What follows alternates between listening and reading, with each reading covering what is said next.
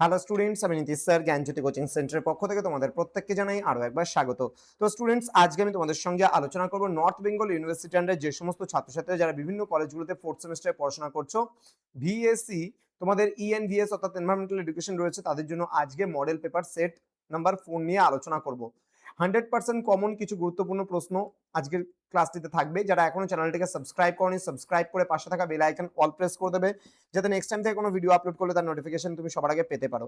এছাড়া যারা ভাবছো যে অনলাইনে আমাদের ক্লাস জয়েন করবে, আমাদের থেকে নোটস নেবে, ঠিক আছে, তারা অবশ্যই যোগাযোগ করবে পরবর্তী সেমিস্টার থেকে আমাদের অফিসিয়াল নাম্বার 7076398606 নাম্বার অথবা 6295916282 নাম্বারে। চলো শুরু করছি আজকের ক্লাসটা। প্রথম প্রশ্ন, পরিবেশ সংক্রান্ত ব্রুটল্যান্ড রিপোর্টের শিরোনাম কি ছিল? বলছে আওয়ার কমন ফিউচার। নেক্সট রয়েছে সাস্টেনেবল ডেভেলপমেন্ট গোলস বা এসডিজিএস কত সালের মধ্যে পূরণের লক্ষ্যমাত্রা নেওয়া হয়েছে? 2030 সালের মধ্যে। নেক্সট, নিচের কোনটি একটি অচিরাচরিত শক্তির উৎস? বায়ু শক্তি হবে। নেক্সট রয়েছে জীবাশ্ম জ্বালানি দহনের ফলে প্রধানত কোন গ্যাস উৎপন্ন হয়? Carbon die oxide. নেক্সট রয়েছে পানীয় জলে ফ্লুরাইডের আধিক্যের ফলে কোন রোগ হয়? ফ্লুরোসিস রোগ হয়। বাস্তুতন্ত্র শব্দটি কে প্রথম ব্যবহার করেছেন? AG Tansley. নেক্সট, বাস্তুতন্ত্রের শক্তির প্রবাহ কেমন প্রকৃতির? একমুখী হয় শক্তির প্রবাহ।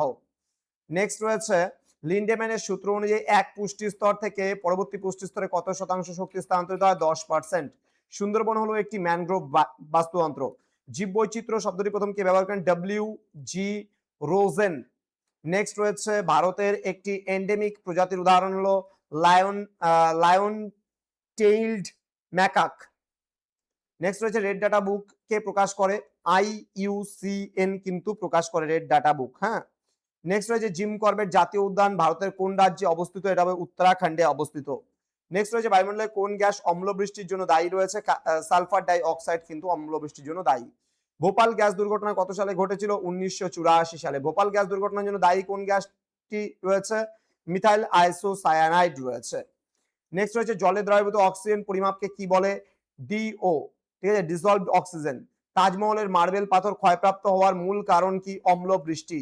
নিম্নলিখিত কোনটি একটি গ্রিনহাউস গ্যাস নয়? অক্সিজেন কিন্তু গ্রিনহাউস গ্যাস নয় হবে, কারণ কার্বন ডাইঅক্সাইড, মিথেন, ক্লোরোফ্লোরোকার্বন কিন্তু গ্রিনহাউস গ্যাস। ডেঙ্গু রোগের প্রধান বাহক কি? এডিস মশা।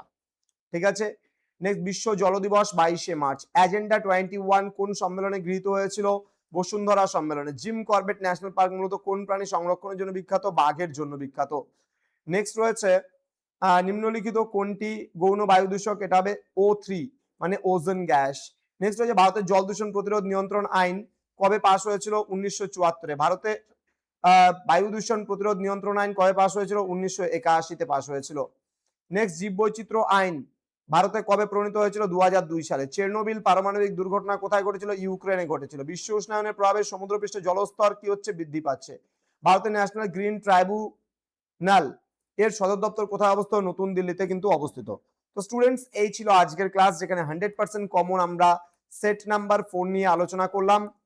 এরপরে আসবে লাস্ট মিনিট সাজেশন খুব তাড়াতাড়ি তোমাদের জন্য। তো তোমরা যারা এখনো আমাদের চ্যানেলটিকে সাবস্ক্রাইব করনি, সাবস্ক্রাইব করে পাশে থাকা বেল আইকন অল প্রেস করে বন্ধুদের সঙ্গে ভিডিওটি শেয়ার করে দাও, যেন প্রত্যেকের কাছে আজকের এই ক্লাসটি পৌঁছে যেতে পারে এবং প্রত্যেকেই তোমরা আমাদের এই ক্লাসটি পেয়ে উপকৃত হতে পারো। দেখা হচ্ছে খুব তাড়াতাড়ি আরো একটা নতুন ক্লাস নিয়ে তোমাদের সঙ্গে। তোমরা প্রত্যেকে ভালো থেকো, সুস্থ থেকো। Thank you so much. Thanks for watching after all. Thank you.